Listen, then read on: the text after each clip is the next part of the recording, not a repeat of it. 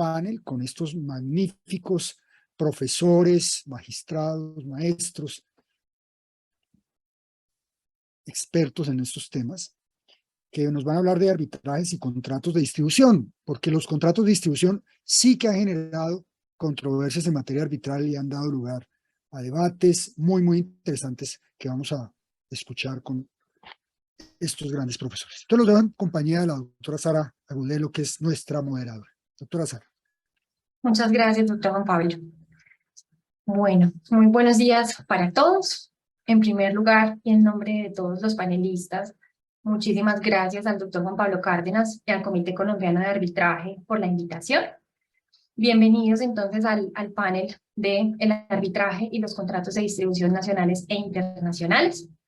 Para hablarnos sobre este tema, nos acompañan 4 reconocidos abogados, árbitros, profesores. Tenemos al doctor Alberto Acevedo, quien es socio de la firma Garrigues en Bogotá y profesor de la Universidad El Rosario. El doctor Fabricio Mantilla, quien es árbitro y abogado. El doctor Hernando Parra, quien es árbitro nacional e internacional, socio fundador de la firma Parra Nieto Abogados, profesor emérito de la Universidad Externado de Colombia y juez de la Corte Constitucional. También nos acompaña el doctor Santiago Talero, quien es árbitro y abogado, socio de la firma Talero Rueda y Asociados. Pero no tengo vista. El panel se desarrollará de la siguiente forma. En una primera etapa, cada panelista hará una exposición de aproximadamente 15 minutos sobre un tema. Una vez finalizadas todas las presentaciones, tendremos un espacio para que ellos resuelvan algunas inquietudes y hagan algunas reflexiones en torno a los temas planteados. El doctor Mantilla será quien inicie con su presentación. Él nos hablará sobre las generalidades del contrato de distribución, su clasificación, los elementos fundamentales de la celebración, ejecución y terminación de los contratos. Posteriormente, el doctor Parra intervendrá para hablarnos sobre las diferencias en el contrato de distribución y el contrato de agencia a partir de la jurisprudencia y algunos laudos arbitrales que ha revisado. Posteriormente, y entrando a la parte internacional de nuestro panel, el doctor Acevedo nos hablará sobre el contrato de agencia y el contrato de distribución en el derecho comparado, particularmente el caso español. Y finalmente el doctor Talero nos hablará de un tema también muy interesante y es la tensión que existe entre la posibilidad de las partes de pactar normas aplicables al fondo en los contratos en el arbitraje internacional y la existencia de normas de protección a la gente. Con esto le doy paso entonces al doctor Mantilla para que inicie su presentación. Adelante, doctor. Muchas gracias, Sara. Buenos días a todos. Bueno, la idea es hacer simplemente unos comentarios muy introductorios sobre el arbitraje nacional y los contratos de distribución. Como bien lo precisó el doctor Juan Pablo Cárdenas, estos contratos de distribución han dado lugar a muchos procesos arbitrales. Quisiera hacer unas precisiones previas. Hablamos de distribución, que es el sustantivo del verbo distribuir. Si buscamos en el diccionario distribuir, es dividir, entregar, repartir. Y esta misma palabra, su composición nos muestra su significado. Es una palabra compuesta de 2 palabras latinas del verbo tribuere, que significa dar, asignar, como en tributo, tribunal, y el prefijo dis, que para este caso significa separar, poner aparte, como en disociar. Cuando hablamos de distribución nos referimos a una actividad económica que implica desplegar hacia varios sujetos ciertas acciones, en este caso la entrega de ciertos bienes, la prestación de ciertos servicios a títulos distintos. Es una definición de origen económico, no jurídico. En el derecho colombiano no tenemos una categoría jurídica de distribución, no tenemos un contrato como tal de distribución, tenemos varios contratos, muchos contratos, típicos y atípicos, que nos sirven para cumplir con esta función económica de la distribución. Sin embargo, estas precisiones resultan un poco generales. Quisiera marcar unos puntos específicos. con unas distinciones adicionales. ¿Cómo se hace la distribución? Básicamente los comerciantes pueden hacerla de dos maneras. De forma directa, a través de desdoblamientos societarios, a través de filiales, o incluso sin necesidad de crear personas jurídicas a través de sucursales, de la creación de establecimientos de comercio, en fin. Pero también pueden hacerla de forma indirecta mediante otros comerciantes que sirven como intermediarios, y hay varios contratos, tanto típicos como atípicos, que sirven para prestar esta función. Contratos de transporte, contratos de mandatos, con las distintas variedades de mandatos, comisiones, consignaciones, agencias, corretajes, franquicias, a través de las famosas compras para revender, que son contratos de suministro. Tenemos entonces varias opciones que nos da el sistema colombiano para que un comerciante distribuya. Sin embargo, quisiera hacer referencia a una clasificación adicional de los contratos, una clasificación de acuerdo con la posición económica que asumen las partes en los contratos, ya sea una posición de contraposición o de colaboración. Y de acuerdo con esta clasificación, podemos dividir los contratos en tres clases. Unos contratos en los cuales las partes están en situaciones antagónicas, el interés de una parte es contrario al interés de la otra. Las estructuras contractuales les permiten hacer los negocios de forma aceptable para las dos partes. Estos contratos que establecen estas posiciones contrapuestas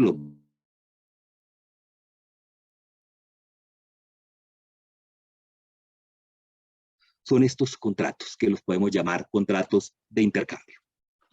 La segunda categoría son los contratos en los cuales las partes no están en posiciones antagónicas, sino de colaboración para un objetivo común. Las partes hacen aportes para ese objetivo y se encuentran en unas posiciones de alianza, contratos de alianza, contratos como el de sociedad, cuentas en participación, joint venture, sociedad de hecho. Y tenemos una tercera categoría, contratos de cooperación, en los cuales las partes tienen tanto posiciones antagónicas, contrapuestas, como posiciones colaborativas.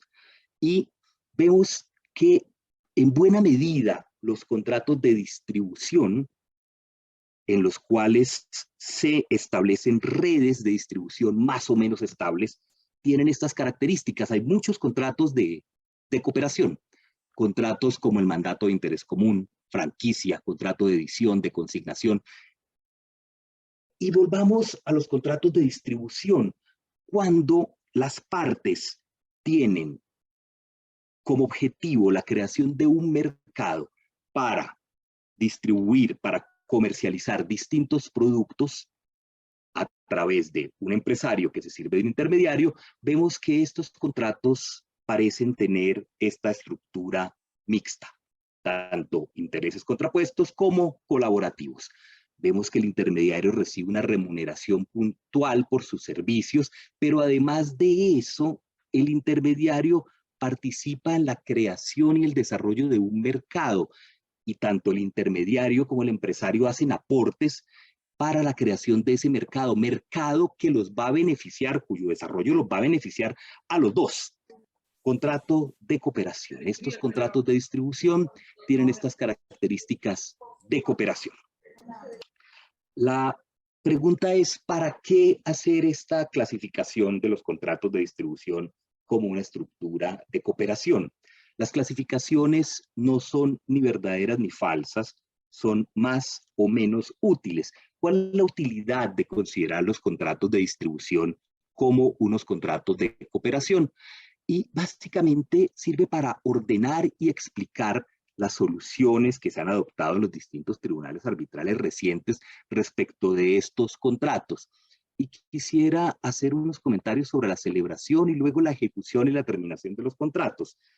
Respecto de la celebración, vemos que estos contratos de distribución con esta estructura de cooperación tienden a crear una relación de negocios que está llamada a extenderse en el tiempo de forma más o menos estable, que implica la construcción de una estructura para desarrollar ese negocio, con una inversión, una apuesta en común y una inversión de unos recursos que suele ser importante para desarrollar estas redes. Y además de eso, después de que se genera el negocio y se comienza a desarrollar este mercado, se crea en buena medida una gran dependencia económica del intermediario respecto del empresario y también en cierta medida del empresario respecto del intermediario. Pero en la ejecución de estos contratos vemos además ciertas características, contratos que están llamados a extenderse en el tiempo y en los cuales hay unas variaciones en el mercado. Son contratos que requieren de una flexibilidad, una adaptación a esas condiciones del mercado. Y finalmente, algunos comentarios sobre la terminación de estos contratos. ¿Qué sucede con las indemnizaciones y remuneraciones por esta estructura común que se crea de beneficio común y para las cuales se hicieron algunos aportes?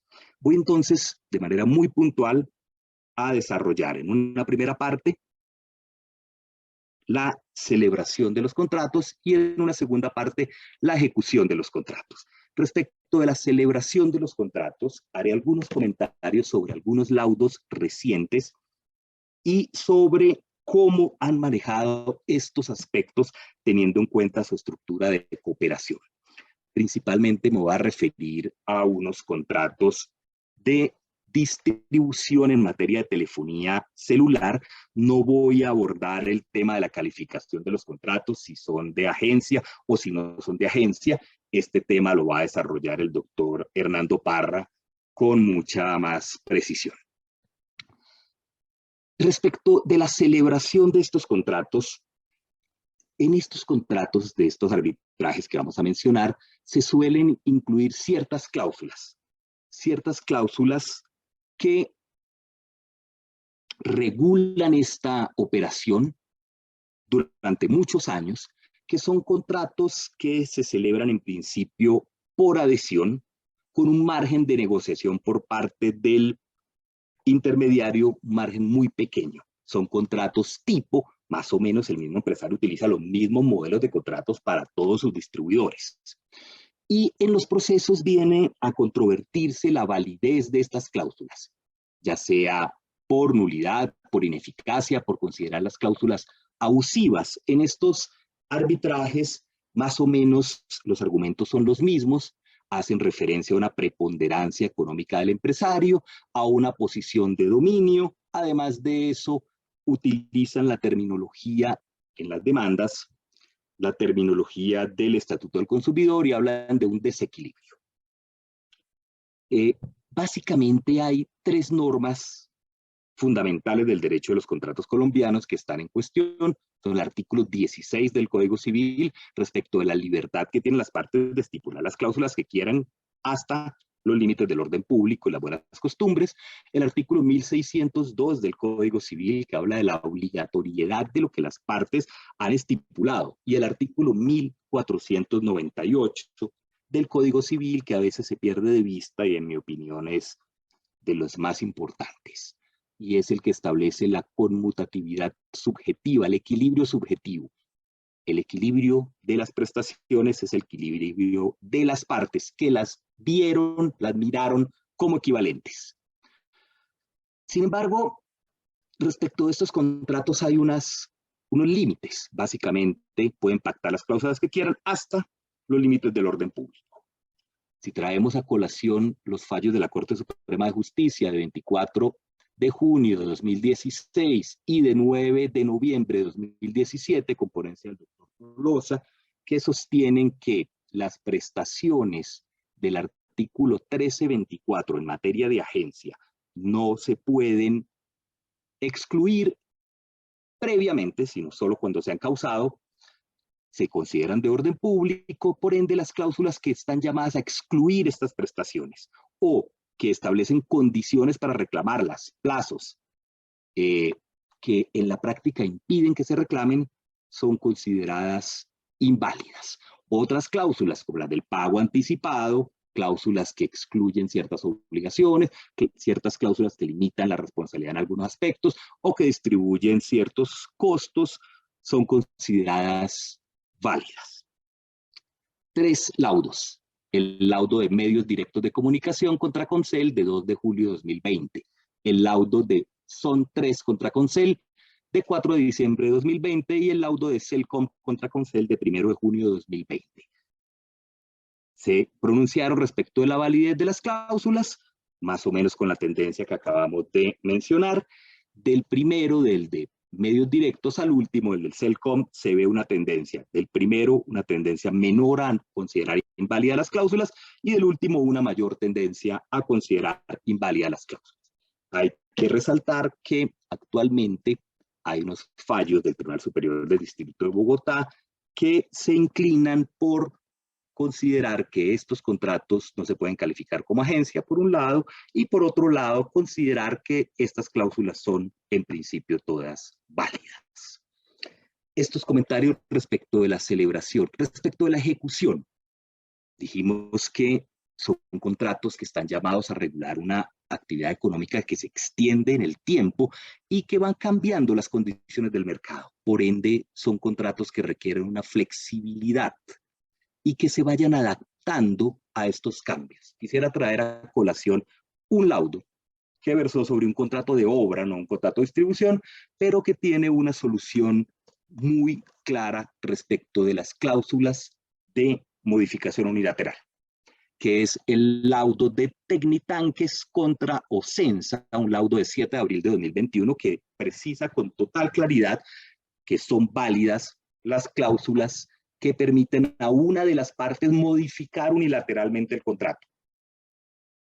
Son cláusulas, son modificaciones facultades ad nutum, no tienen que ser causadas, y en principio puede ejercer libremente esta facultad, la parte que por la cláusula está autorizado, siempre y cuando no incurra en abuso del derecho ni vaya contra la buena fe. Son los límites en el ejercicio.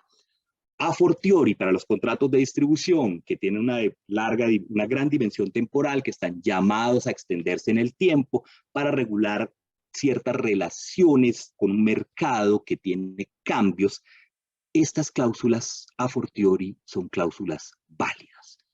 Están llamadas a permitirle a una de las partes, en este caso el empresario, que adapte las condiciones del contrato para que se vaya ajustando a los cambios del mercado de forma rápida y homogénea. Rápida, no puede entrar a negociar las condiciones que en cada uno de los distribuidores, y homogénea le permite mantener unas mismas condiciones más o menos con todos los distribuidores de su red.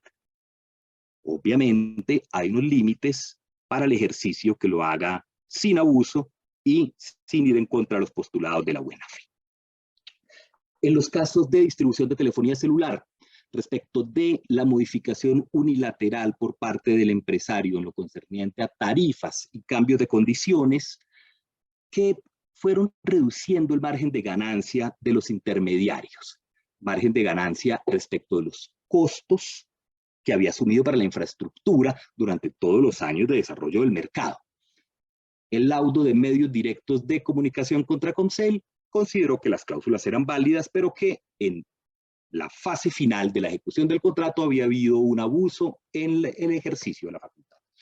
El laudo de celular Son 3 contra Concel consideró que no se había probado ningún abuso. El laudo de Celcom contra Concel consideró que en el contrato no se habían establecido estas facultades de modificación unilateral. Sin embargo, no excluye la posibilidad de que estas cláusulas se pacten de manera válida. En lo que concierne a la terminación unilateral del contrato y los pagos de indemnizaciones y remuneraciones, estos 3 laudos consideraron que se trataban de contratos de agencia y por ende el intermediario tenía derecho a las prestaciones de los artículos 1324 y 1325 del Código de Comercio.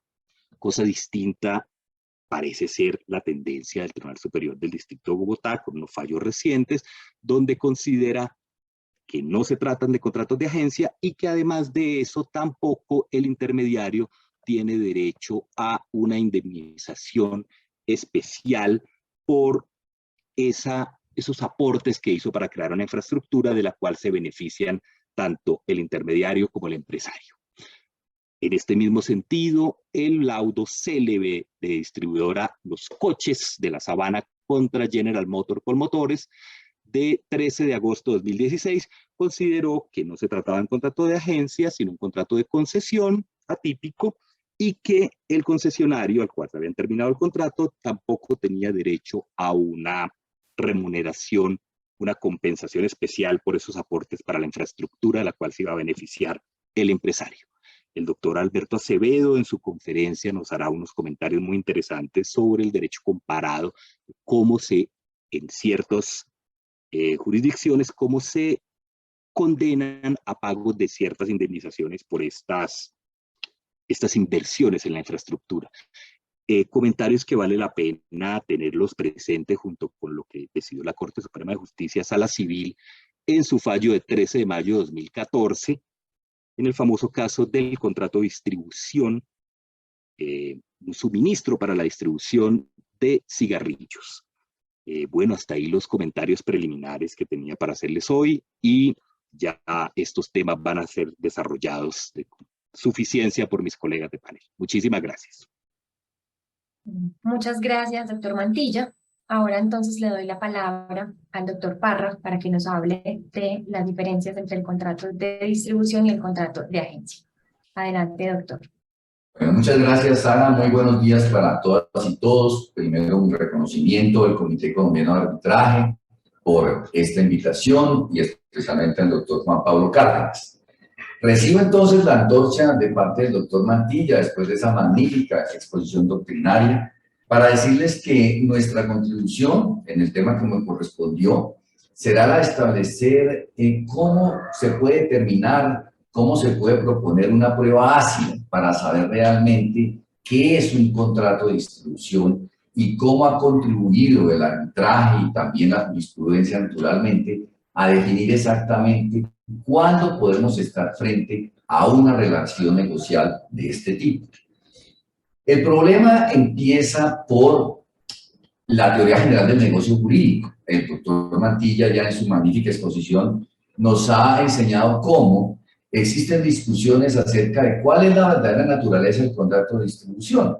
Él se inclina más por incluirlo dentro de esta fase de los llamados contratos de cooperación, dentro de los cuales también encontramos muchos otros, como lo manifestaba, y agrego el de franquicia, por ejemplo, aquello que las partes denominan concesión comercial o suministro para distribución, todas las denominaciones que son propias de estos contratos de distribución que ciertamente son típicos sociales, típicos negociables, pero no son típicos legalmente. Y mencionaba la teoría general del negocio jurídico porque tenemos que recordar que un negocio jurídico consta en su incorporación, en su contenido, de elementos que son propios de su esencia, otros de su naturaleza y unos finales de las disposiciones particulares de las partes que denominamos elementos accidentales. Pero los elementos esenciales, que son los que aquí nos interesan, como quiera que vamos a establecer, es qué es lo que verdaderamente constituye la esencia o el contenido del negocio de distribución. Esos elementos esenciales son aquellos en los cuales el negocio o no existe o degenera en otro. Así lo ha calificado la doctrina internacional, especialmente la doctrina italiana. Y nos valemos de esta categoría negocial para poder establecer entonces cómo nuestros precedentes arbitrales, cómo nuestra jurisprudencia ha ido definiendo cuándo estamos frente entonces a un verdadero contrato de distribución, que es el tema que le correspondió a este panel. Entonces, doctora Sara, podemos pasar a la siguiente diapositiva para comentarles aquí, en primer lugar, cómo tenemos una serie de tesis que creo que podemos proponer para que definamos muy bien cuándo estamos frente a la distribución. Este laudo arbitral que aparece identificado en la presentación trae una primera tesis que nos ayuda a definir claramente la tipología negocial de distribución. Y es la distinción con la agencia comercial, que es el negocio más próximo y que ciertamente es el que genera mayor controversia. ¿Cuántas veces las partes no determinan muy bien de qué se trata? Si eso es agencia, si no es agencia, la renuncia de la que nos hablaba el doctor Mantilla, la predisposición de cláusulas negociales, porque se trata de un contrato típico, pero cuando estamos frente a una agencia y cuando ciertamente estamos frente a un contrato de distribución y lo podemos asimilar y lo podemos detectar de manera nítida. Pues bien, la primera tesis es esta: el agente comercial actúa por cuenta ajena y el distribuidor por cuenta propia. Esa es una primera determinación que tiene que ver con sus contratos de distribución propiamente dicho. El hecho de obrar siempre en nombre y por cuenta del empresario es propio, naturalmente, de la agencia. En cambio, en el contrato de distribución realmente no ocurre esa situación. No se trata aquí de un negocio de representación, sino un negocio que se desarrolla por cuenta propia. Tendremos aquí entonces esta denominación y este laudo, que para mí es de los laudos emblemáticos que ayudan claramente, que aportan a la doctrina jurídica un elemento muy importante para que pueda definirse cuándo estamos frente verdaderamente a un contrato de distribución. Entonces subrayamos esta primera tesis como uno de los elementos de lo que yo he denominado una prueba ácida que nos ayuda a determinar uno de los integrantes de ese contrato de distribución propiamente dicho. A continuación tenemos otro elemento importante. Podemos pasar, doctora Sara, a la tesis número 2, y es aquella de lo que hemos llamado la recepción de los efectos económicos derivados del negocio. Y claramente, también en este laudo emblemático, se hace claridad sobre ello. Es otro de los elementos que queremos proponer en este panel, en este foro académico, para que podamos detectar y apreciar claramente cuándo estamos frente a un contrato de distribución. Y tiene que ver con los beneficios. Los beneficios y riesgos del negocio le corresponden al distribuidor y no a otra persona, como podría ser el representado o la persona. En el caso de la agencia comercial, ciertamente esos beneficios le corresponden al proveedor, a quien está representando el agente y no propiamente a la gente, que es lo que ocurre en el negocio denominado agencia comercial. En el caso de la distribución, que está subrayado al final de esta presentación como uno de los apartes del laudo, dice claramente, a diferencia de lo que sucede en los contratos de distribución propiamente tales, donde los beneficios y riesgos de dichos negocios le pertenecen al empresario principal, que es el distribuidor. De manera tal que este es otro elemento muy importante que nos ayuda como elemento integrador de esa prueba ácida a determinar cuándo estamos frente a un verdadero contrato de distribución. Encontramos un tercer elemento que nos ayudaría mucho en este ejercicio y es el que hemos llamado la patrimonialidad en cuanto a la celebración del negocio jurídico, y es aquel en virtud del cual el distribuidor ejerce su actividad por cuenta propia y para sí mismo, la concentración de la patrimonialidad del negocio jurídico, donde el patrimonio que está expuesto y que realmente se pone en riesgo es el del propio distribuidor y no el de, en este caso, el agenciado, como ocurre en el contrato de agencia. Y aparece un elemento que es muy importante. Pasemos, doctora Sara, al tercero, por favor, al tercero. Aparece aquí un elemento muy importante y es la compra para revender. El distribuidor compra para revender, compra con su propio patrimonio, asume esos inventarios como activo de él mismo y entonces, al ser activo propio, al haberlo incorporado en su patrimonio, pues asume todos los riesgos de la reventa. Entre otros aspectos, los movimientos propios o la oscilación de precios o todas las afectaciones que pueda tener ese inventario. Lo cierto es que entonces la traslación de los efectos económicos no va al agenciado, sino que se quedan como ocurriría en la agencia comercial, sino que los asume propiamente el distribuidor. En esto quiero hacer especial énfasis, es la compra para la reventa, elemento integrador importantísimo para que podamos apreciar cuándo estamos frente entonces a un verdadero contrato de distribución. Así las partes lo puedan denominar de otra manera, repito, como suministro comercial, como concesión comercial especial para la distribución o presentación de productos, en fin. Y un cuarto elemento también, que nos valemos de estos dos laudos arbitrales, que considero laudos emblemáticos en este campo, pues son aquellos que tienen que ver, este laudo también lo destaco, por favor pasemos a la cuarta, este laudo también es de los que considero emblemáticos en esta materia, es lo que tiene que ver con el nomen iuris. ¿cómo es aquello de la denominación de las partes? Conocemos ya nuestra jurisprudencia en el sentido de que no importa cómo las partes denominen los negocios jurídicos, lo importante es cómo ellos se estructuren, y volvemos a la teoría de los elementos esenciales. Puedo llamar yo un contrato que significa una compraventa, ponerme de acuerdo en precio y cosa, traslación patrimonial, pero no, si lo llamo permuta no se traslada permuta por el hecho de que lo llame así, sino por cuáles son los elementos que lo integran.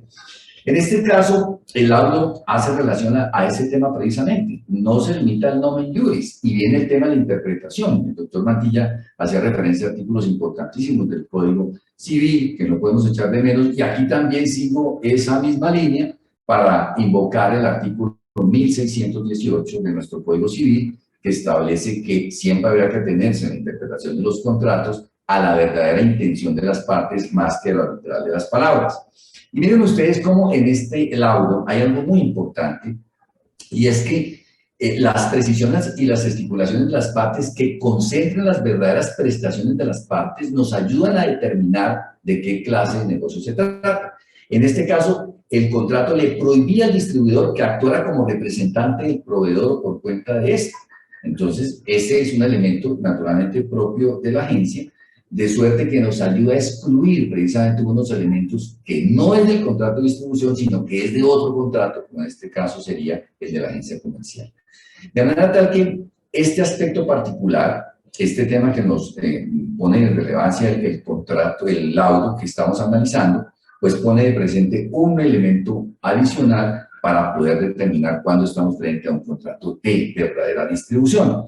Entonces son 4 tesis que planteamos nosotros para que podamos establecer una línea de precedentes arbitrales. No la llamo jurisprudencia arbitral porque se ha discutido mucho si los árbitros creamos o no jurisprudencia, no voy a entrar en esa discusión, será materia de otro panel seguramente, pero lo llamo precedentes arbitrales, que me parecen muy importantes en cuanto a la construcción de estas 4 tesis que contribuyen a definir claramente la verdadera esencia, el contenido negocial de los contratos de distribución. Nuestra jurisdicción ordinaria también nos ayuda en ello. 2 importantes temas, 2 importantes jurisprudencias, 2 importantes sentencias. Esta sentencia del año 1995, donde hay un aspecto fundamental, y es el que mencionaba ya con ocasión del último laudo, y es el hecho de que el distribuidor asume los riesgos propios de los cambios de precios, la oscilación de precios, pero además las demás afectaciones del inventario, la destructura, todo aquello, la pérdida de vigencia, etcétera, todo ello lo asume el distribuidor, propiamente dicho, y ello nos ayuda naturalmente a identificarlo como un verdadero negocio jurídico de esta clase y a excluirlo o alejarlo de lo que son los contratos de agencia comercial. Miren ustedes cómo en esta jurisprudencia se precisa claramente que la gente no adquiere las mercancías, mientras que el distribuidor sí las adquiere y corre con todos sus riesgos. Entonces, otra sentencia, ya esta sentencia de nuestra Corte Suprema, y nos integra un elemento adicional para identificar con claridad cuando estamos frente a un negocio de distribución. Y una segunda sentencia, la siguiente, por favor, doctora Sara, una segunda sentencia muy importante, y esta es de la Sala Civil del Tribunal Superior de Bogotá, el 10 de diciembre de 2021, y es muy importante porque nos pone en presente que la compra para la reventa es un elemento indicativo de la distribución, pero no es el único aspecto determinante del mismo, para distinguirlo, por ejemplo, de negocios de agencia. La sentencia subraya, al final lo tenemos aquí, que el verdadero rasgo característico de la agencia comercial es la promoción por cuenta y beneficio del fabricante. Y ello lo subraya para precisamente distinguirlo y centrar todos los riesgos del negocio en el distribuidor cuando se trata propiamente de un contrato de verdadera distribución. El tema de la administración de las mercaderías, que era realmente de lo que se trataba este caso, ese caso de riesgo en la administración de las mercaderías le corresponde en un contrato de distribución al distribuidor propiamente y nunca al agenciado. De manera tal que tenemos estas 2 referencias también jurisprudenciales, una de nuestra Corte, otra del Tribunal Superior de Bogotá, que me parecen elementos que aportan a lo que yo he llamado esa prueba ácida para detectar cuándo estamos frente a un verdadero contrato de distribución, y así se van configurando lo que llamamos en la teoría general del negocio jurídico los elementos esenciales de ese negocio. Bien, quiero como abrebocas a la exposición de los doctores Talero y Acevedo a continuación, haciendo una presentación muy breve de algunos aspectos controversiales de los contratos de distribución en el arbitraje internacional, y tienen que ver básicamente con unos modelos de contratos de distribución. Se pregunta, bueno, ¿y cómo definimos contratos de distribución si son atípicos? Y entonces en el arbitraje internacional se han presentado, especialmente en Europa, muchas controversias. Existe una parte débil en el contrato de distribución que merezca una protección, es parte del juez o del árbitro, hay un desequilibrio en la negociación, tribunales europeos que se han inclinado por esta posición. Existen normas imperativas, por ejemplo, de protección a los agentes o distribuidores en algunas jurisdicciones que pueden generar dificultad, por ejemplo, para convenir el arbitraje. Prohibición de sustraer, por ejemplo, la competencia del domicilio del agente o del distribuidor. Otra, la exigencia de información precontractual obligatoria en unas jurisdicciones, por ejemplo, en el caso de las franquicias, que también pueden extenderse a los contratos de distribución. El arbitraje obligatorio respecto de contratos de distribución en tratados de libre comercio y su validez. La tendencia a buscar modelos contractuales internacionales para unificar las legislaciones locales. Y termino con ello, un proyecto de ley sobre los elementos propiamente dichos o esenciales de los contratos de distribución, un proyecto de ley en España, muy interesante, del año 2011, que se presentó con el objeto de tener una norma reguladora general que definiera propiamente los elementos esenciales del negocio, modernizar la regulación de estos contratos de distribución comercial, ratificar la libertad de las partes, establecer reglas de contratación, pero también vinieron críticas, y el proyecto quedó allí, contiene normas carentes de mandatos concretos, reproduce contenidos de otras normas, provoca confusión frente a las leyes del contrato de agencia comercial. Todo eso pues será objeto de las dos presentaciones siguientes, pero lo menciono simplemente para ratificar que en esto yo soy un devoto de la autonomía privada, creo que son las partes, son las llamadas a crear, a innovar, pero con la ayuda de la jurisprudencia y de los precedentes arbitrales se pueden construir elementos que socialmente nos permitan determinar claramente cuándo estamos frente a un negocio jurídico y en este caso al contrato propio de distribución. Muchas gracias, doctora Sara, por el uso de la palabra. Muchas gracias a usted, doctor Parra. Y ahora entonces le damos la palabra al doctor Alberto Acevedo, quien nos hablará del contrato de agencia y el contrato de distribución en derecho comparado, particularmente el caso español. Adelante, doctor Acevedo. Estimada Sara, muchas gracias. Al doctor Juan Pablo Cárdenas y al comité, muchas gracias por la invitación.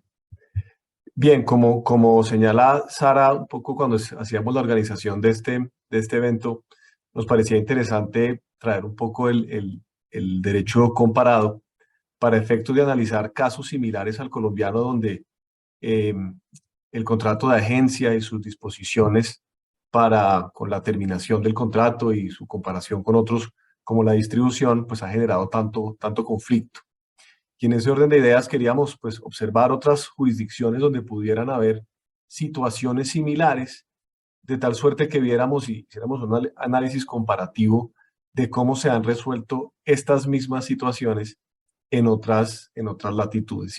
Y aquí pues empezar por decir que una característica o una conclusión natural es que muchas jurisdicciones, por ejemplo, Common Law, no regulan el contrato de agencia, es decir, no es una figura que tenga ningún tipo de regulación y por lo tanto nos terminamos enfocando en el derecho español, particularmente porque el derecho español presenta una situación muy similar a la que tiene el derecho colombiano. Entonces, me permito ahora proyectar pantalla para exponer brevemente esta presentación. Sara, ¿me confirma que se está viendo? Bien, no, la voy a sentir, tranquila, muchas gracias. Bien, entonces les decía, vamos a concentrar este aspecto, este análisis en el derecho español, para lo cual, digamos, tenemos una situación muy similar a la colombiana, que es la parte interesante de este análisis. En el derecho español encontramos que el contrato de agencia es un contrato típico donde se ha considerado que la gente actúa por cuenta y en nombre del principal, donde la gente no asume riesgo y ventura, es decir, donde la gente hace la promoción, y finalmente donde el agente recibe una comisión por esa gestión. Entonces, fíjense las similitudes que tiene con las figuras de la agencia comercial regulada en los artículos 1317 y siguientes de nuestro Código de Comercio. Y por otro lado, tenemos un contrato de distribución, que es un contrato atípico, es decir, no está regulado, no tiene una ley que lo regule, como decía el doctor Parra, ha habido intentos por hacer esa regulación, pero han sido fallidos.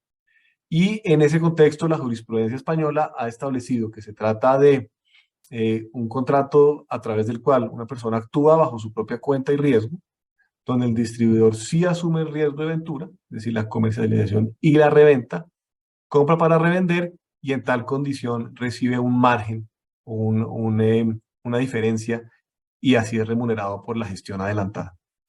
Características comunes a los dos contratos, como decía el doctor Parra y el doctor Mantilla, pues se derivan de un tronco común y entonces tenemos que son contratos bilaterales, onerosos, consensuales, donde hay una vinculación continuada o estable entre el agente, el distribuidor y el empresario.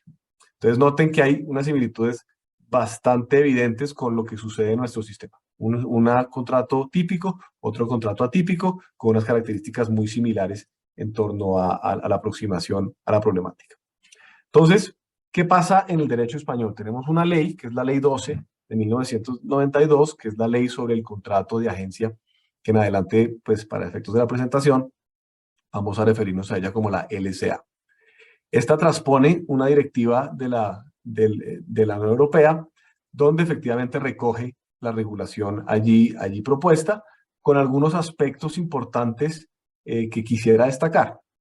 Primero, se reconoce una remuneración a la gente, cuestión de reembolso de gastos. Se habla que se regula lo que tiene que ver con la duración del contrato y en particular se establece un deber de conceder un preaviso para la terminación del contrato, preaviso que oscila entre 1 y 6 meses como término máximo. Y finalmente incluye una regulación específica, como sucede en el derecho colombiano, en relación con la extinción del contrato y las consecuencias indemnizatorias de ese contrato. En particular, se prevén 3 situaciones que son de las cuales me voy a concentrar, que son una indemnización por clientela, una indemnización por inversiones no amortizadas y finalmente una indemnización de daños y perjuicios. Empecemos por la indemnización por clientela.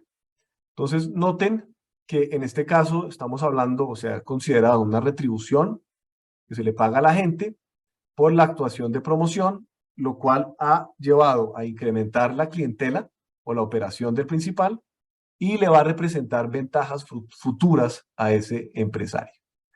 En ese orden de ideas, el agente tiene la carga de la prueba, tiene el deber de probar precisamente ese incremento de la clientela, operaciones, y las ventajas futuras que esa gestión que él adelantó le va a representar al empresario.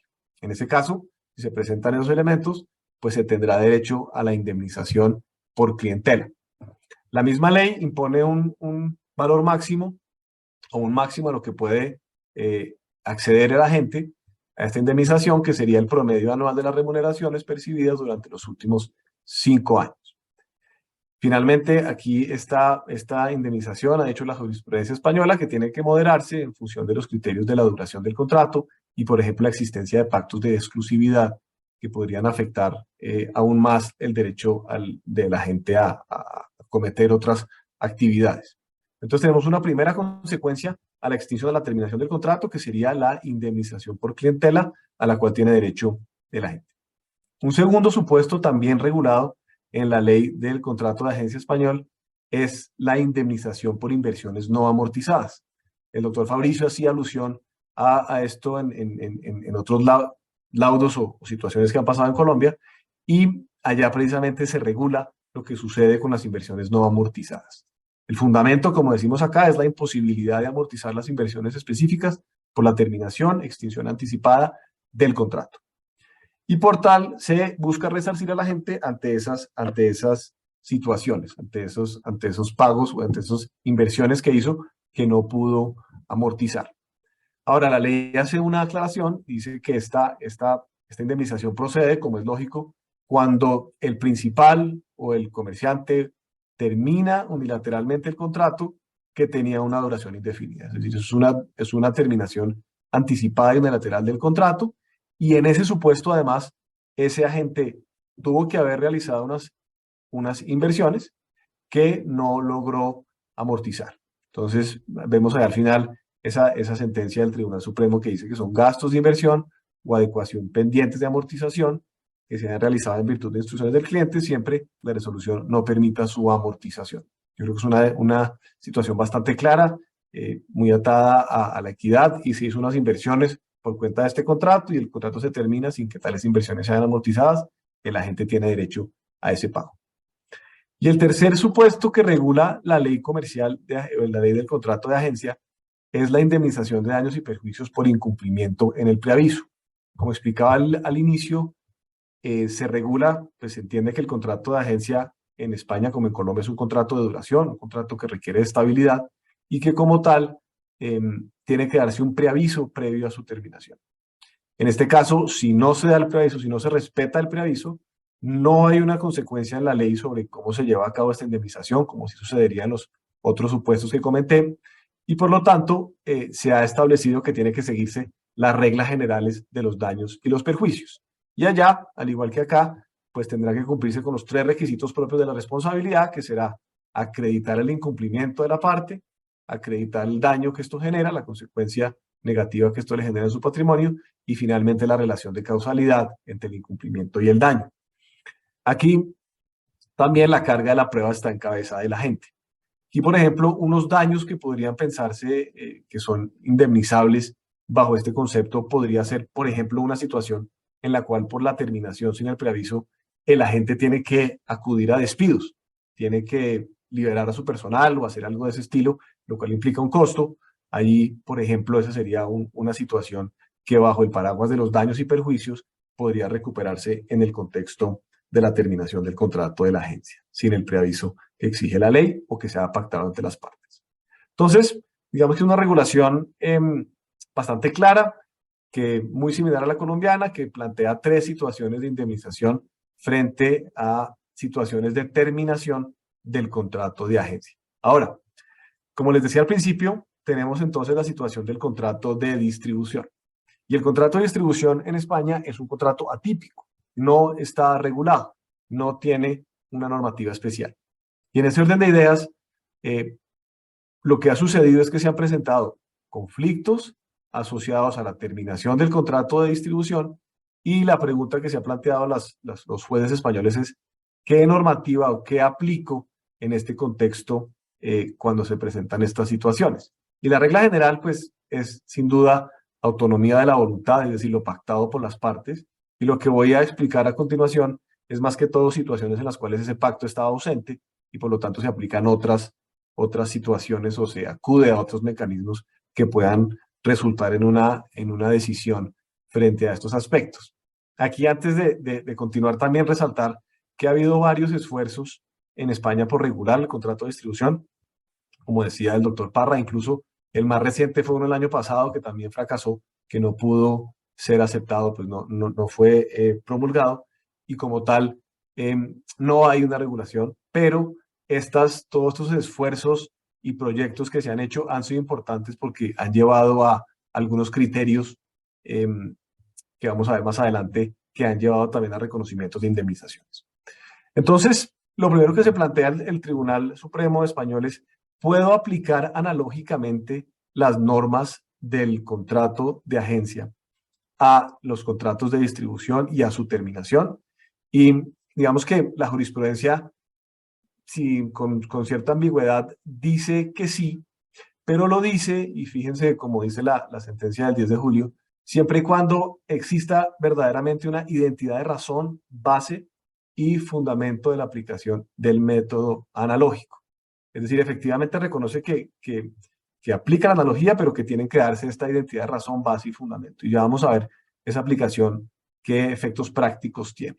Y segundo, el segundo fundamento que se ha utilizado o del cual se ha echado mano para solucionar estos problemas en los contratos de distribución ha sido el enriquecimiento sin causa o el enriquecimiento injustificado, reconociendo que no reconocer una compensación en esos supuestos podría llevar a un aprovechamiento del esfuerzo ajeno y por lo tanto a una figura de enriquecimiento sin causa. Un poco extraña para nosotros por digamos, las exigencias jurisprudenciales que tiene la acción reverso, pero digamos que desde el punto de vista sustancial tiene una explicación razonable esa aproximación. Ahora bien, Con base en esos criterios, ¿qué ha hecho la jurisprudencia española o qué ha reconocido a la terminación de los contratos de distribución? Un primer supuesto es indemnización por clientela. Ha reconocido que el distribuidor tendría derecho a la indemnización por clientela, y aquí volviendo al criterio que mencionaba hace un momento, siempre y cuando se den esos criterios de analogía que mencionaba hace un momento que exige la jurisprudencia. Entonces, dice en par de decisiones que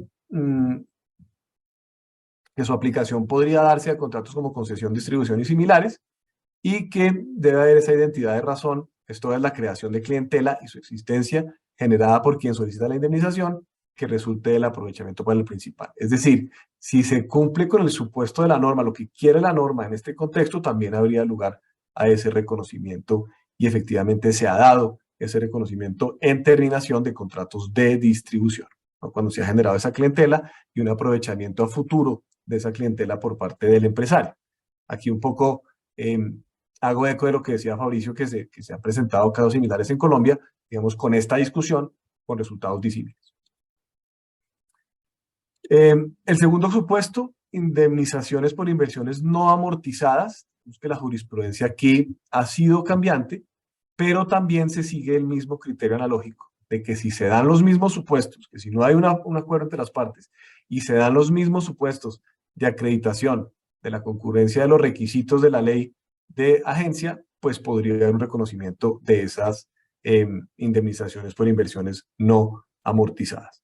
Ahí también destaco esta sentencia del 30 de mayo de 2016, donde efectivamente la parte final nos dice: la indemnización por inversiones no amortizadas solo tiene lugar cuando el principal indujo o impuso al distribuidor la realización de determinadas inversiones. Entonces, el principal exige que el distribuidor haga las inversiones, las hace y después termina el contrato. En esos casos se ha reconocido también la indemnización por inversiones no amortizadas.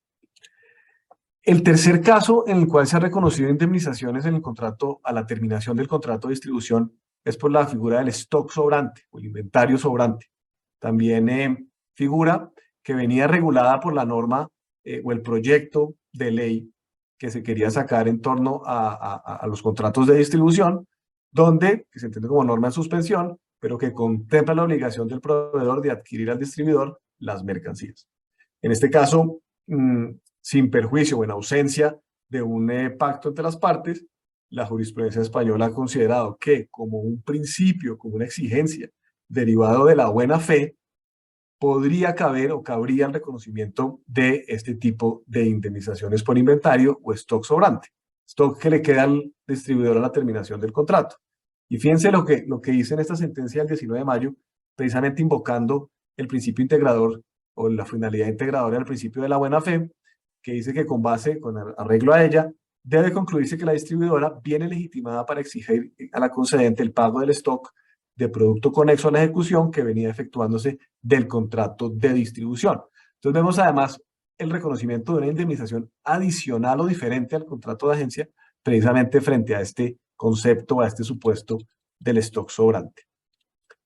Y finalmente, también ha reconocido la posibilidad de que se reconozca o que se pague daños y perjuicios respecto de la terminación del contrato de agencia cuando ésta sea abusiva o de mala fe.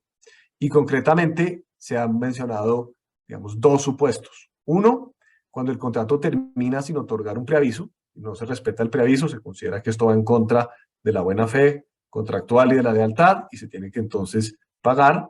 Y la otra es cuando ese margen temporal de terminación es muy escaso, de tal suerte que no le da la posibilidad de reacción a la otra parte, no le da la posibilidad de reaccionar al distribuidor.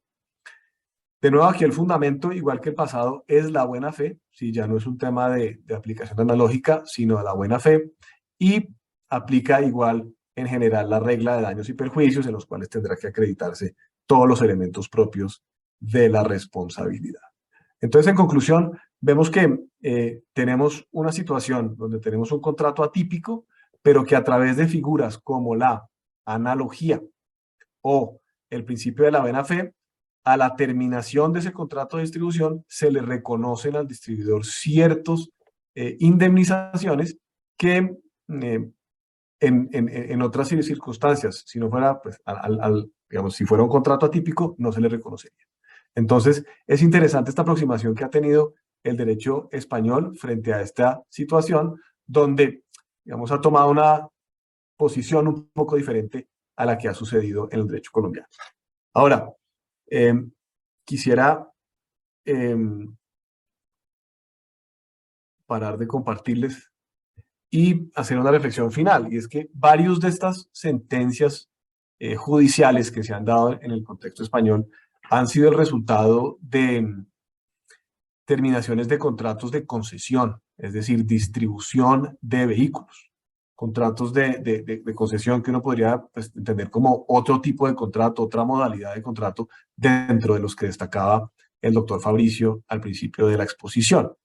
Y en este contexto, digamos que para atarlo con el arbitraje, que es el tema que nos ocupa hoy, resulta interesante ver qué ha sucedido en Colombia también con estos casos de concesión de automóviles, de vehículos, y de distribución de vehículos, y para el efecto, pues, mencionar algunos casos que se han dado efectivamente en el país, muchos de los cuales son situaciones de arbitraje, o pues laudos arbitrales. Tenemos el caso de Supercar contra Sofasa, que es un laudo de 1998. Tenemos una sentencia de la Corte de Loper contra Suzuki de 2006.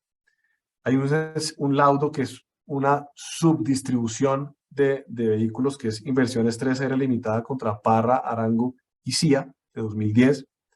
Está el caso emblemático que mencionaba Fabricio de la distribuidora de los coches contra GM con motores de 2016, e incluso uno más reciente que es el caso de Autonal contra Sofasa de 2017. Y aquí vemos unas características comunes con las discusiones que planteaba ahorita y que veíamos a la luz del derecho español y que han mencionado los demás expositores, que son, primero, un intento porque estos contratos se reconozcan como de agencia mercantil, y segundo, en todo caso, unas pretensiones encaminadas a que se declare la responsabilidad contractual de la otra parte por la terminación del contrato o por el abuso del contrato. Todo lo anterior sin perjuicio de lo que decía Fabricio de posibles alegaciones de nulidad, de cláusulas y demás, que también han sido reconocidas en algunos de estos casos. Pero entonces vemos características comunes de reconózcame que soy agente para efectos de que me pague las prestaciones a las que tendría derecho a la terminación del contrato, o en su defecto reconozca que la terminación fue abusiva y págueme la indemnización de perjuicios respectiva. Entonces vemos que hay un intento o una figura similar o una aproximación similar a las problemáticas. Ahora, lo cierto es que los resultados son disímiles, porque la mayoría de los casos, salvo por el caso de Parra Arango, no se reconoce la agencia mercantil, y también en ninguno de los casos se reconoció tampoco que hubiera una terminación abusiva y por lo tanto derecho a la indemnización por parte del concesionario. Se me acaba el tiempo, así que muchas gracias por su paciencia, y le doy la palabra a Sara para que los demás miembros del panel puedan continuar. Muchas gracias. No, doctora Acevedo, muchísimas gracias a usted, muy interesante. Y ahora entonces le damos la palabra al doctor Santiago Talero, quien nos comentará, nos compartirá sus comentarios acerca de la tensión entre la libertad de las partes de pactar normas aplicables al fondo de los contratos en el arbitraje internacional y la existencia de normas que regulan a la gente. Adelante, doctor Talero. Muchas gracias, doctora Sara, y muchas gracias al doctor Juan Pablo Cárdenas y al Comité Colombiano de Arbitraje por hacer posible mi participación en el panel del día de hoy. Efectivamente, me corresponde referirme a esa tensión que existe o ha existido tradicionalmente entre el arbitraje y los contratos de agencia comercial. La tensión básicamente está entre la posibilidad de las partes en el arbitraje internacional de pactar distintos aspectos relativos a su arbitraje, entre ellos el derecho sustancial aplicable a los méritos de la controversia, o sea, al contrato, versus la imperatividad de algunas normas locales en muchos países del mundo que consagran prestaciones especiales a favor de los agentes a la terminación de este tipo de contratos. ¿Cómo conjuga una cosa con la otra? Y se me ha hecho una pregunta muy concreta, y es, ¿qué perspectivas de reconocimiento en Colombia tendría un laudo arbitral extranjero fallado sobre derecho extranjero en un contrato de agencia ejecutado en Colombia, pero donde no estemos hablando de un reconocimiento de laudo de competencia, sino el reconocimiento de un laudo que ya resuelve el fondo del asunto, o sea, las responsabilidades de las partes. A propósito de esa situación, pues se hace alusión, y lo haré para tratar de dar algunas líneas para responder ese interrogante, a lo que nos dejó la sentencia de la Corte Suprema del 24 de junio del 2016 con ponencia del doctor Ariel Salazar en el caso de HTM contra Fomento de Catalizadores FOCA. Me voy a referir, porque es necesario hacerlo, inicialmente al contexto internacional para ir aterrizando al tema colombiano. Todos sabemos que las protecciones a la gente, principalmente en la Unión Europea y en países de la Unión Europea, a la terminación del contrato se han dado por dos vías distintas. Por una parte, a nivel de las legislaciones nacionales. Por ejemplo, la Ley 27 de 1961 de Bélgica, en unas normas que tuvo una reforma en el año 2014, pero esto no fue en realidad. Sí, no, se está pegado. En Bélgica existen unas normas vigentes que señalan que cuando el contrato se ejecuta en Bélgica se aplica la ley de ese país y los jueces de ese país son los competentes para conocer las controversias que se planteen. Esa es una línea de protecciones en el derecho local. La otra línea de protecciones es comunitaria. La directiva comunitaria que mencionaba Alberto en su presentación, directiva comunitaria de diciembre de 1986 sobre coordinación o armonización de las legislaciones nacionales en los Estados miembros de la Unión Europea frente a los agentes comerciales en casos de terminación de los contratos. Entonces, ahí hay como dos fuentes normativas de protección a los agentes a la terminación de los contratos. Entonces, en Europa, ¿cómo se ha desarrollado o cómo ha evolucionado esa tensión entre el arbitraje y los contratos de agencia comercial? Uno podría establecer tres momentos distintos o tres escenarios distintos de evolución. El primero de ellos, y sigo en el caso de Bélgica, que ya se encuentra incluso en desuso, es considerar que este es un problema de arbitrabilidad. Es decir, que el hecho de que en la norma local se diga que se aplica la ley local para un contrato ejecutado en ese país y que el juez competente es el juez de ese país, implica que hay una competencia exclusiva de la justicia ordinaria y que no es posible pactar por esa vía algún mecanismo de solución de controversias distinto, ejemplo el arbitraje, o pactar un derecho extranjero frente a contratos de esta naturaleza, dado que el juez de ese país sería el guardián de la aplicación de sus normas imperativas. En trámites de reconocimiento de laudos extranjeros en Bélgica, tradicionalmente había varios fallos de la Corte Suprema de Justicia de ese país, el caso de Audi contra Petit de 1979 y también el caso de Gutrap contra Osinorp de diciembre de 1988. Dado que en ese país se permite acudir al juez para buscar las protecciones favorables a la gente, pues con frecuencia se ha invocado ante los jueces la remisión de las partes al arbitraje porque una de ellas hace caso omiso del pacto arbitral. Entonces, tradicionalmente los jueces, aplicando el artículo 2, numeral 3 de la Convención de Nueva York, se abstenían de remitir a las partes al arbitraje por considerar que el pacto arbitral era nulo, ineficaz o inaplicable, como quiera que la controversia no era arbitrable según la ley del foro, o sea, la ley belga de ese juez. Y eso se dijo, por ejemplo, en un fallo de la Corte Suprema de Justicia de Bélgica del 14 de enero del año 2010. El segundo estadio o la segunda etapa de esta situación se podría, digamos, definir de la siguiente manera. Se permite el arbitraje salvo que implique pactar una ley extranjera que evite la aplicación de protecciones imperativas. Y aquí hay que hacer referencia a un antecedente muy importante en Europa, que es un fallo del 9 de noviembre del año 2000 de la Corte Europea de Justicia en el caso de Ingmar contra Eaton, en donde se dijo que si un contrato de estos se ejecuta en un país de la Unión Europea, se prohíbe la estipulación de una ley extranjera de un Estado no miembro de la Unión Europea, así el empresario principal en el negocio, tenga su domicilio en ese Estado no miembro. Con base en ese caso, la jurisprudencia de algunos países, como por ejemplo en Inglaterra, caso de Accenture contra Sigra del año 2009, consideró que bajo el artículo 2, numeral tercero de la Convención de Nueva York, que está su equivalente es el artículo 9 o la sección 9 de la legislación arbitral inglesa del 96, pues el pacto arbitral es nulo, ineficaz o inaplicable en la medida en que se esté pactando un derecho extranjero que evada o implique no aplicar las prestaciones especiales a los agentes aplicables a la terminación del contrato.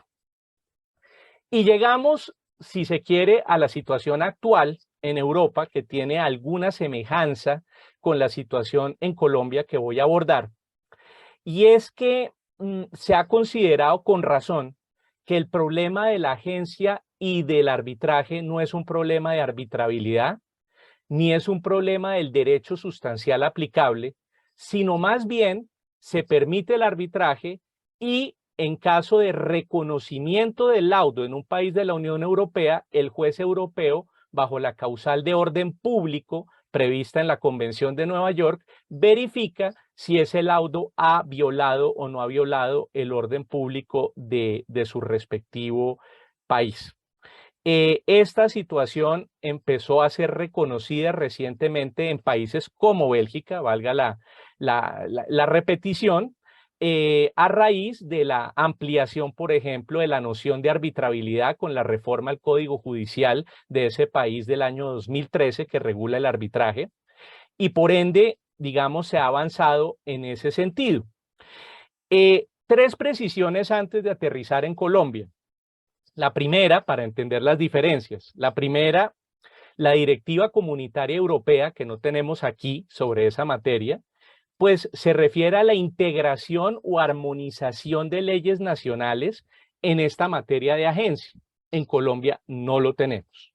Lo segundo es que Colombia, en el Tratado de Libre Comercio con los Estados Unidos, se comprometió a desmontar las prestaciones del 1324 del contrato de agencia comercial en las agencias de bienes, situación que no se ha hecho, pero es un compromiso del Estado colombiano plasmado en el TLC con Estados Unidos. Y lo tercero, para aterrizar al caso colombiano, es que hay un fallo reciente en Francia, en Europa, del 23 de noviembre del año 2021 de la Corte de Apelaciones de París, donde se reconoció en Francia un laudo arbitral proferido en Suiza bajo ley del contrato suiza, en un contrato de esta tipología, señalándose que las normas de la directiva comunitaria eran de protección de los intereses privados de los agentes, pero que no correspondían al orden público internacional francés. Eso creo que llama la atención para lo que voy a mencionar. Y aterrizo entonces en el caso colombiano. En el caso colombiano tenemos la sentencia que mencionaba del 24 de junio del año 2016, en donde la Corte reconoció en Colombia un laudo de competencia en un arbitraje con sede en Houston, Texas. El contrato se regía por la ley de Texas y se bifurcó el proceso. Y al bifurcarse el proceso, el árbitro profirió un laudo de competencia que se trajo a Colombia para el reconocimiento ante la Corte.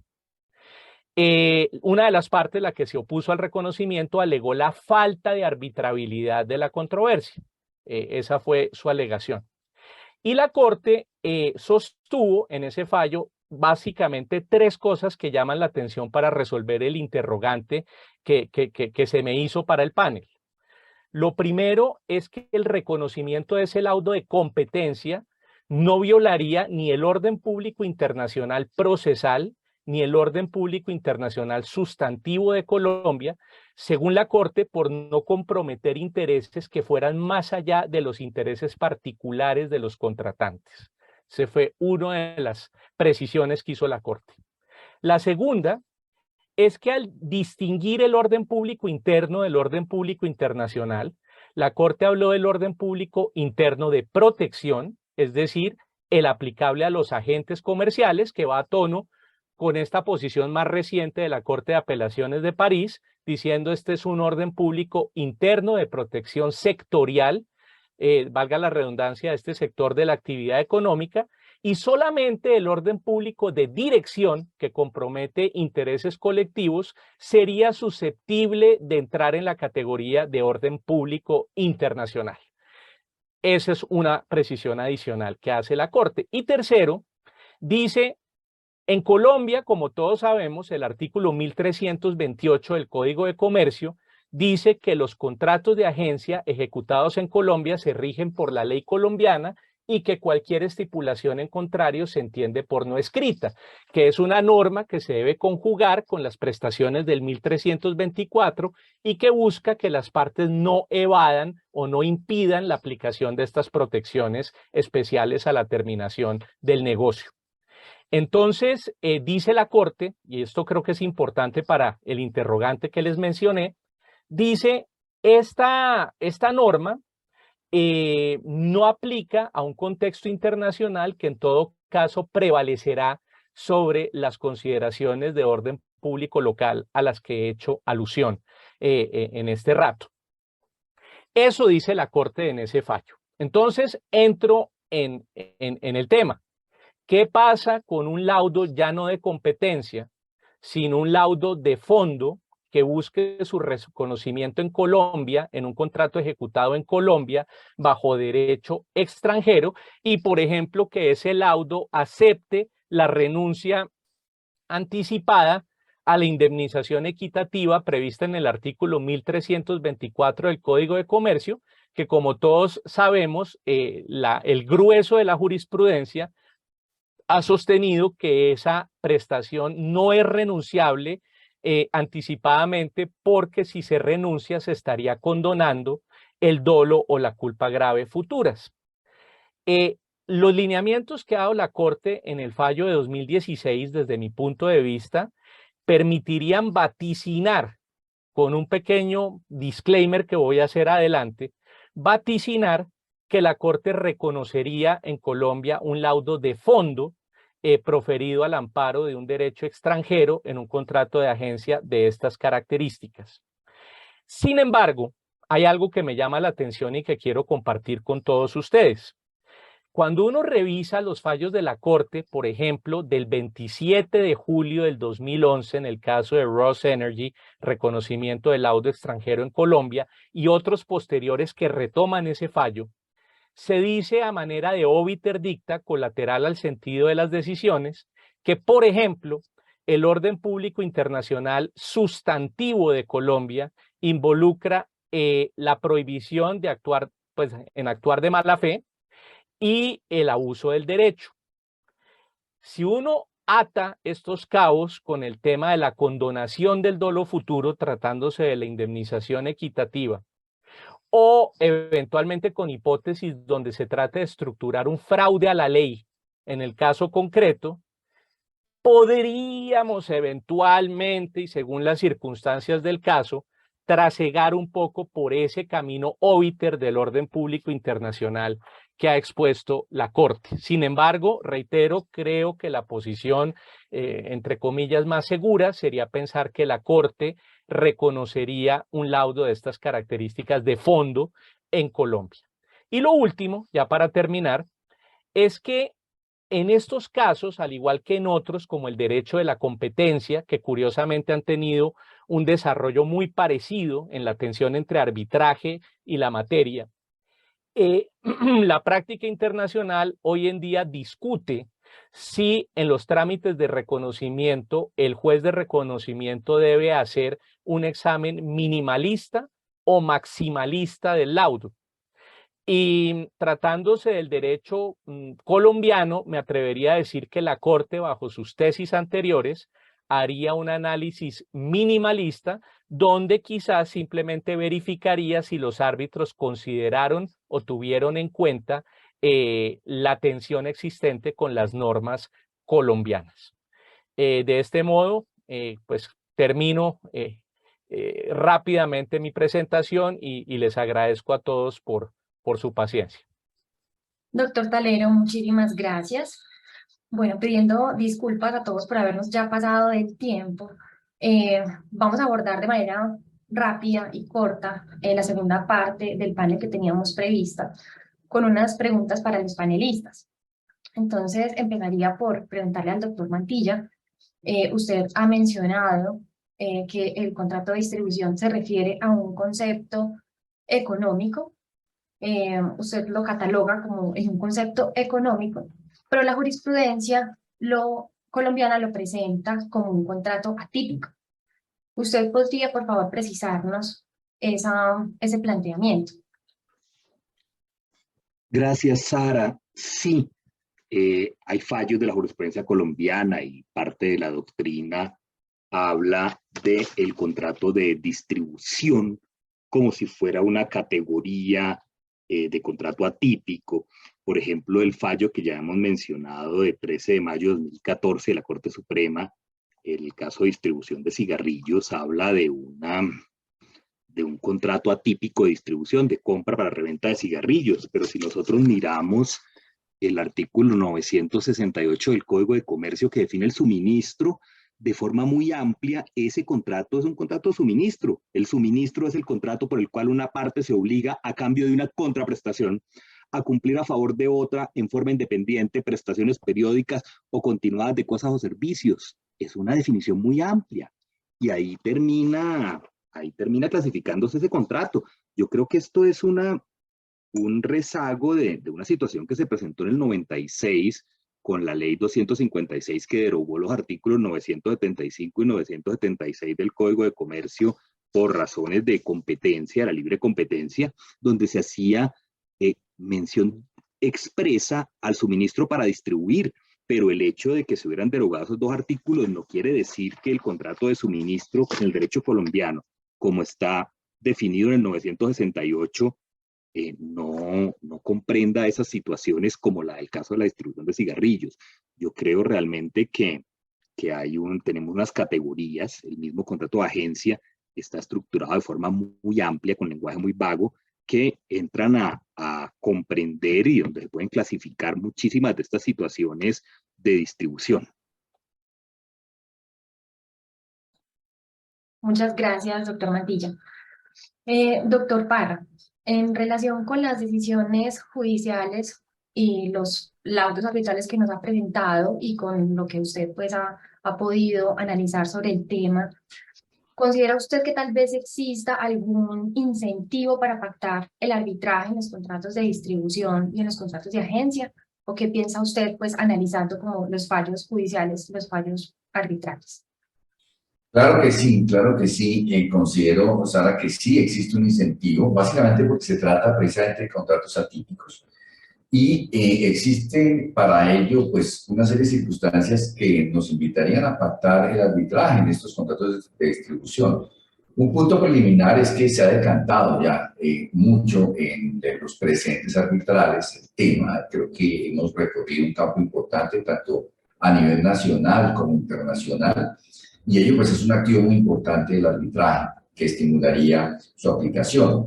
Otro tema importante es el de las asimetrías legislativas en materia de regulación de los contratos de agencia o contratos de distribución.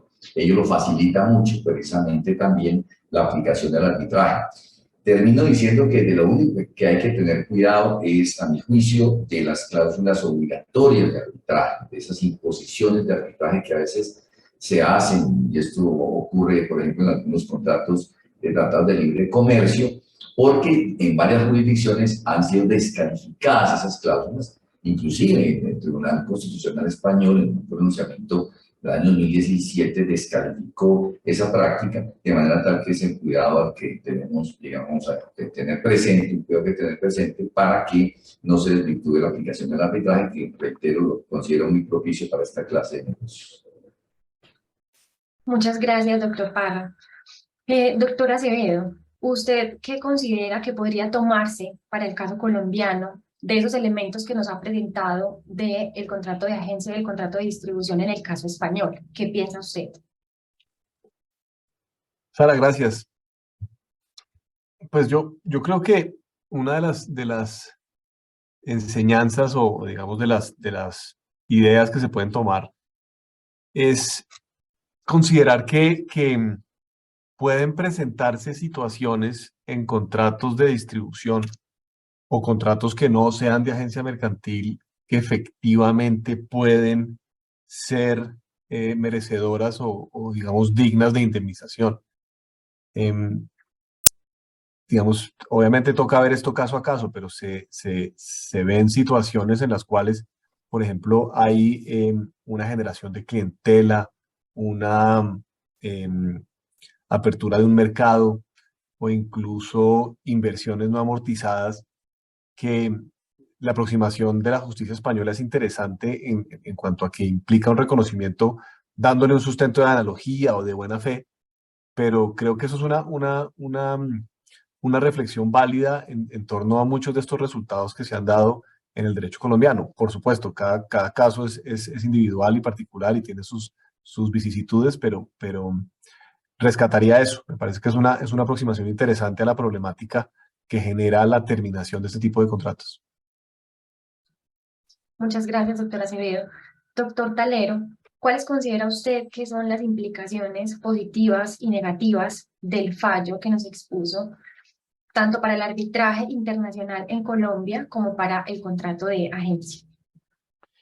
Bueno, muchas gracias, doctora Sara. Creo que, pues, más allá de implicaciones positivas o negativas, creo que el fallo de la Corte es un fallo que está a tono con el fallo del 2016, está a tono con la evolución moderna del arbitraje en esta materia de reconocimiento y entender cómo los temas de agencia no se pueden tratar como restricciones a la arbitrabilidad o como problemas de ejecutabilidad del pacto arbitral.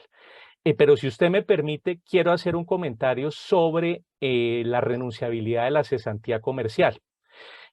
Fabricio en su presentación mencionó esta situación y yo he visto que estamos enfrascados en dos situaciones en Colombia o en una situación en Colombia sobre la renunciabilidad de la cesantía. Tenemos una tesis que es la tesis del fallo del 19 de octubre del 2011 con ponencia del doctor William Namen, que está con nosotros incluso el día de hoy, lo saludo, y la sentencia del 24 de junio del año 2016 de ponencia del doctor Ariel Salazar, en donde se estableció la posibilidad de renunciar en cualquier momento del contrato a la cesantía comercial. Se ha criticado el fallo principalmente del doctor Namen, no criticado, se ha mencionado que este fue un razonamiento obiter dicta y por ende, pues no siendo parte de la ratio decidendi, pues no era de alguna manera un precedente, por decirlo de alguna manera, a seguir. La otra posición que ha sido quizás mayoritaria es la de que solo es renunciable al terminar el contrato. Sentencia del 2 de diciembre de 1980 y más recientemente sentencia del 9 de noviembre del 2017 con ponencia del doctor Tolosa, en donde, hay que decirlo, en la aclaración de voto del doctor Álvaro García, también se dice que esa posición sobre la renunciabilidad de la cesantía es obiter dicta. Eso es importante también tenerlo en cuenta. Pero yo les voy a compartir a todos ustedes un punto que considero clave para decidir esta pregunta de la renunciabilidad, solo para decidir, sin dar una posición. Prácticamente todos los laudos y las sentencias, casi todos, han reconocido que la cesantía se causa sí o sí a la terminación del contrato, siempre y cuando se trate de un contrato de agencia, es decir, no influye la conducta del agente en la generación de la cesantía. Solamente conozco pocos precedentes, el laudo de Malula contra Compañía Central de Seguros del 31 de agosto del año 2000, donde el tribunal, entre otras razones, interpretando el artículo 1324, inciso final del Código de Comercio, señaló que la conducta de la gente sí podría implicar que perdiera el derecho a la cesantía, pero el grueso de fallos dice no, ese derecho se tiene sí o sí, independientemente de su conducta. Si eso es así, voy a citarles, entre comillas, algo que encontré en la sentencia del 2017, donde se dice que la renunciabilidad no puede ser anticipada. Dice, porque nadie abdica de aquello que no posee o de cuanto no se ha incorporado a su patrimonio, mucho menos cuando no se puede renunciar a una expectativa o a un derecho inexistente. En este punto llamaría la atención quizás de la diferencia entre plazo y condición. La Corte en este fallo del 2017 parecería hablar de una condición, de un hecho futuro e incierto.